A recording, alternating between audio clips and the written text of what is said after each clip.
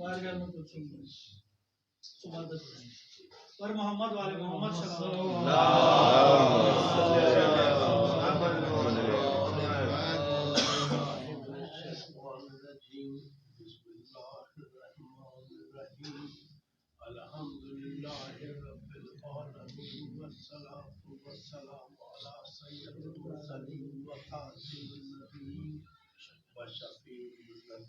ابی قاسم صلی اللہ علیہ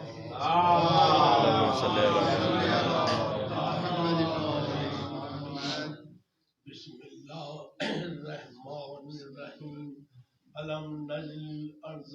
مہادا والجبال اوتادا وخلقناکم ازواجا وجعلنا نومکم سباتا وجعلنا اللیل لباسا وجعلنا النہار معاشا وبنینا فوقکم سبعا شدادا وجعلنا سراجا وهاجا وانزلنا من المعصرات ماء ثجاجا لنخرج به حبا ونباتا وجنات الفافا صلوات اللهم صل على محمد وعلى ماہرین علوم دینی، ماہرین علوم دنیاوی، عصر حاضر کے دانشوروں اور صاحبان علم و فکر کی اس محفل میں نے کلام پاک کی جن آیات مبارکہ کی تلاوت کرنے کی سعادت حاصل کی، ان آیات مبارکہ میں خالق کائنات، مالک ذوالجلال والاکرام اور خالق مشرق و مغرب و خالق عصر ماضی و حال و مستقبل و رازق مخلوقات خرد و کلاں اور رازق مخلوقات ساکنہ خطہ عرض و بحر بے قرار خالق مخلوقات سنگ و سنگلاخ و کوہ گراں خالق تخلیق ہفت آسمان خالق تخلیق سرحدات ذوف آسمان در آسمان آسمان در آسمان اور محمد وآل محمد صلوات اللهم صل على محمد وآل محمد اور خالق حرارت ستارہ مثل زرد سفید نیلم اور خالق کشش شکل ستاروں سیارگاں اور خالق کشش کہکشاں در کہکشاں در کہکشاں در کہکشاں آواز بلند علیہ السلام اللهم صل على محمد وآل محمد اور خالق پناہ بلبل زندگانی در آفات زمینی و آسمانی اور خالق پناہ شجر نوع انسانی در آفات امراض و وبا و ناگہانی اور خالق سلسلہ علم و ہدایت اور خالق سلسلہ انبیاء و ولایت اور خالق نور حضرت محمد مصطفیٰ صلی اللہ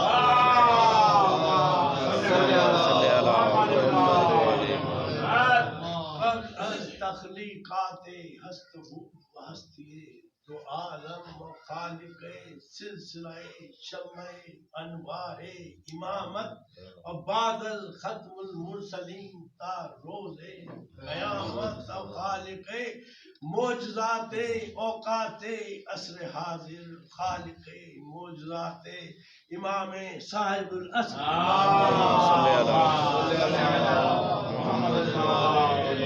خاندان زہرا کی عظمت پر بلند ترین صلوات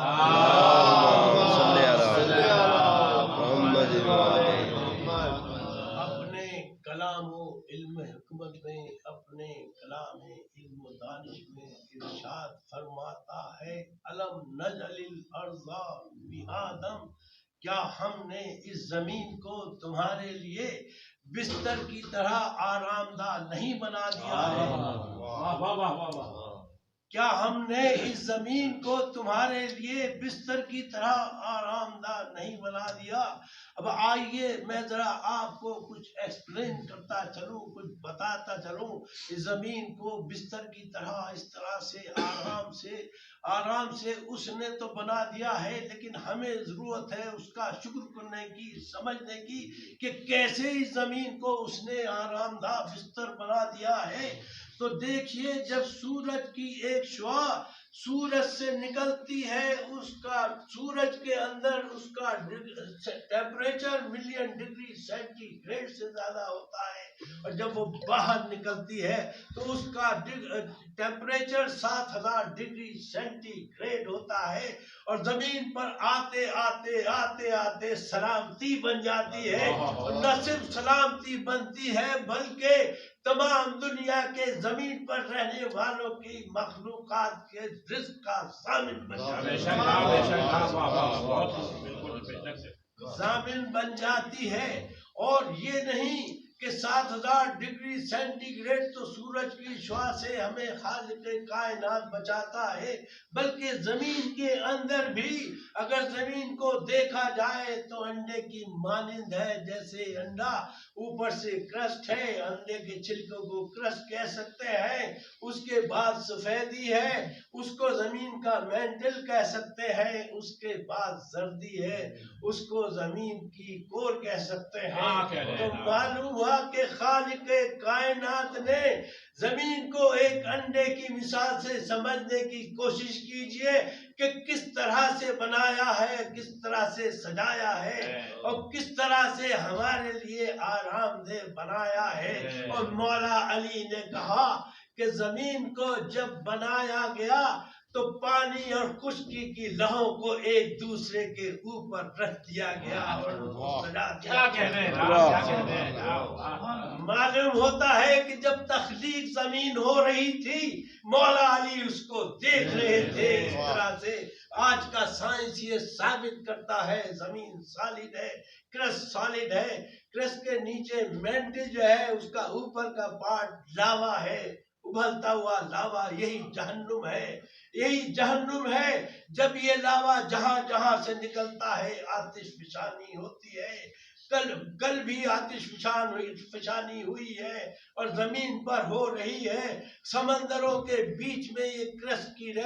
تہہ بہت چھوٹی ہے، سمندروں کے باہر یہ بہت موٹی ہے، اس لیے سمندروں کے بیچ میں اس تہہ کے اندر سے ہر وقت لاوا نکلتا رہتا ہے، اور معلوم نہیں کس وقت یہ ہمارے لیے قیامت بن جائے، کس طرح سے زمین پر آ جائے، کس طرح سے ہماری زندگی کو تباہ کر دے۔ تو یہ خالق کائنات کی قدرت ہے کہ اس نے اس زمین پر زندگانی کو قائم و دائم رکھا ہوا ہے، سبحان اللہ، اس زندگانی کو قائم و دائم رکھا ہوا ہے۔ اور یہی نہیں، علم نجل الارض مہادم والجبال اوتادم، اور ہم نے پہاڑوں کی میخیں ٹھوک کر اس زمین پر اس کو بیلنس کر دیا ہے۔ اگر پہاڑ اس کو بیلنس نہ کرتے، ان کی ٹھکی ہوئی نہ ہوتی، اگر زمین کے اندر پہاڑ گڑے ہوئے نہ ہوتے تو یہ سمندر ہمیں کبھی چین نہ لینے دیتے، سمندر ادھر سے ادھر الٹ پلٹ کرتے، ادھر سے جاتے ادھر سے آتے، اور زندگی کو قرار نہ ہوتا۔ لیکن خالق کائنات کی یہ حکمت ہے کہ اس نے سمندر کے اندر بھی مخلوقات کو بسایا ہے، اور زمین کے اوپر جتنی مخلوقات رہتی ہیں اس سے لاکھوں زیادہ گنا مخلوقات سمندر کے اندر رہتی ہے۔ یہ خالق کائنات کی قدرت ہے، یہ خالق کائنات نے قدرت سے اس زمین پر زندگی کو بسایا ہے، اس زندگی کو سجایا ہے۔ اب آئیے ذرا آگے بڑھ کر زندگانی کے متعلق سوچتے ہیں کہ اس زندگی کو کس طرح سے خالق کائنات نے قائم و دائم رکھا ہوا ہے، کس طرح سے بنایا ہوا ہے۔ اس کے بعد اس نے صرف یہ نہیں کیا بلکہ اس زندگی کو بناتے وقت، اس زمین کو بناتے وقت کچھ شاہد بھی اس کے رکھ دیے، کچھ گواہ بھی رکھ دیے، اور گواہ دیکھتے رہے کہ کون سی چیز کس طرح سے بن رہی ہے، کس طرح سے بن رہی ہے، کیسے بن رہی ہے، کون سی چیز کو کس طرح سے ٹھیک کیا جائے گا، کون سی چیز کو کس طرح سے ہلایا جائے گا۔ چنانچہ جنگ خیبر میں یہودی جب دیکھ رہے تھے قلعے سے، مولا علی نے آ کر جب اپنے نیزے کو گاڑ دیا، جب مولا علی نے نیزے کو گاڑ دیا، یہودی حیران ہوئے کہ عجیب بات ہے کہ پتھر پر نیزہ گاڑو تو نیزے کو ٹوٹنا چاہیے، پتھر تو برٹل ہوتا ہے، چکنا چور ہونے کی بجائے چکنا چور ہونا چاہیے تھا، لیکن معلوم ہوا کہ پتھر اس وقت موم بن گیا تھا۔ مولا علی نے نیزہ اس کو گاڑ دیا۔ آواز بلند نعرہ سلام،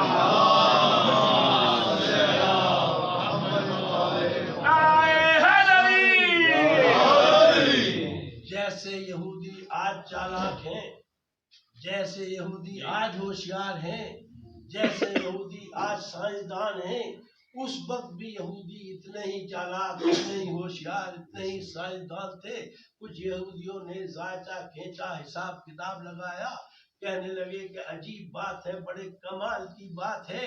کہ جب یہ علی اس پہ پتھر پر نیزہ گاڑ رہے تھے، اتفاق سے وہاں سے ایک ستارہ گزرا، اس ستارے کی روشنی سے، شعاؤں سے وہ پتھر موم بن گیا، اور اتفاق ہے کہ علی نے اس پر نیزہ گاڑ دیا۔ یہ تو اتفاق کی بات ہے۔ تو ان میں سے یہودیوں نے کہا کہ چلو ان کا امتحان لیتے ہیں، ان کا امتحان لیتے ہیں۔ خیبر سے کچھ یہودی نکل آئے، کہتے ہیں علی آپ نے کمال کر دیا، پتھر کے اندر کو نیزہ گاڑ دیا ہے۔ یہودیوں کا خیال تھا کہ وہ ستارہ دور جا چکا ہے، وہ ستارہ بہت دور جا چکا ہے، اب کیا کیسے یہ کریں گے؟ چنانچہ اسی جیسا ایک اور پتھر یہودیوں نے دیکھا اور اس سے کہا، مولا علی سے کہا کہ کیا اس پتھر میں بھی نیزہ گاڑ سکتے ہو؟ مولا علی نے نیزہ اٹھایا، نکالا اور پتھر میں گاڑ دیا، پتھر موم ہو گیا، نیزہ گڑ گیا۔ اس کے بعد یہ نہیں بلکہ یہودی کہتے رہے کہ اس پتھر میں نہیں گاڑو، اس پتھر میں نہیں گاڑو، اس پتھر میں گاڑو۔ مولا علی نیزہ نکالتے رہے پتھروں میں، نیزوں پر نیزے۔ نعرہ حیدری۔ تو یہودیوں نے کہا کہ ان سے جنگ ممکن نہیں ہے۔ جب یہ پتھر پر نیزہ گاڑتے ہیں، ستارہ واپس پلٹتا ہے، ستارہ واپس پلٹتا ہے۔ اب میں آج سائنس کے دور میں ہوں، آپ کو بتا دوں کہ جب ستارہ اکیلا واپس نہیں پلٹتا تھا، ستارہ ایک کہکشاں کا پارٹ ہے، کہکشاں واپس پلٹتی ہے، اور ایک کہکشاں نہیں، اس وقت ہزاروں، لاکھوں، کروڑوں انگنت کہکشائیں موجود ہیں، جس کو ابھی تک گنا نہیں جا سکا ہے۔ صرف یہ جانتے ہیں کہ یہاں سے جو پہلا ستارہ ہے، یہاں سے جو پہلا ستارہ ہے 4.5 ملین ایئرس کی دور پہ، ملین نوری سال کے دور پہ یہاں سے پہلا ستارہ ہے۔ تو آواز سوچئے کہ کس طرح سے یہ کہکشائیں واپس پلٹ رہی تھی، کس طرح سے وہ ستارہ پلٹ رہا تھا۔ ستارہ اکیلا نہیں پلٹتا تھا، بلکہ ستارے کے ساتھ کہکشاں پلٹتی تھی، اور کہکشاں اکیلی نہیں پلٹتی تھی، وہ گروہ کہکشاں پلٹتا تھا، اور گروہ کہکشاں اکیلا نہیں پلٹتا تھا، تمام کی تمام کہکشائیں معلوم ہوا علی کے ایک اشارے سے ساری کائنات پلٹ۔ واہ واہ واہ۔ آواز بلند نعرہ سلام۔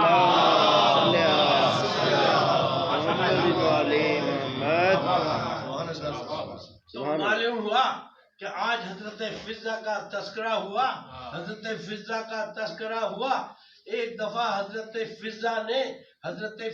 نے سوچا کہ اس گھر پہ غربت ہے، نئی نئی آئی تھی، تو انہوں نے سوچا، بڑی کیمیا دان تھی، بڑی کیمیا گر تھی، شہزادی تھی، بہت لائق تھی، عالم و فاضل تھی۔